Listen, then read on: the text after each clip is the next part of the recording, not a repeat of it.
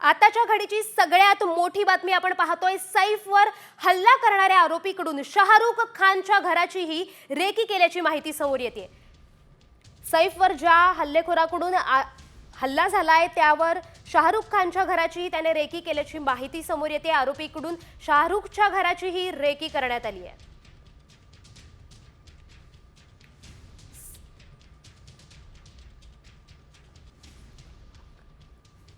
या संदर्भात अधिकची माहिती देत आहेत आपले प्रतिनिधी सचिन वाघ। सचिन काय सांगाल की सैफवर हल्ला करणाऱ्या आरोपीकडून शाहरुख खानच्या घराची ही रेकी करण्याची माहिती आता समोर येते। या संदर्भात अधिकची माहिती।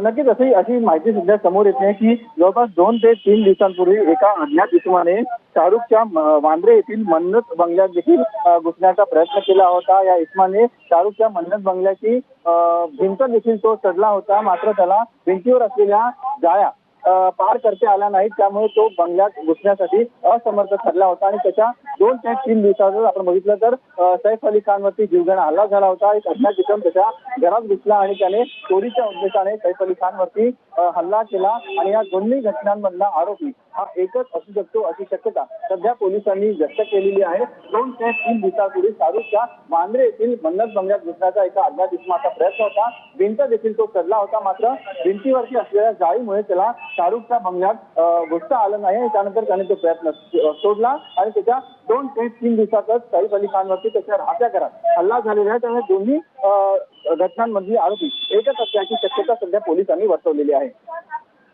आणखी एक प्रश्न विचारायचा आहे की काही दिवसांपूर्वी शाहरुख खानला धमकी देण्यात आली होती, तर या प्रकरणी सुद्धा याच आरोपीचा हात असू शकतो का?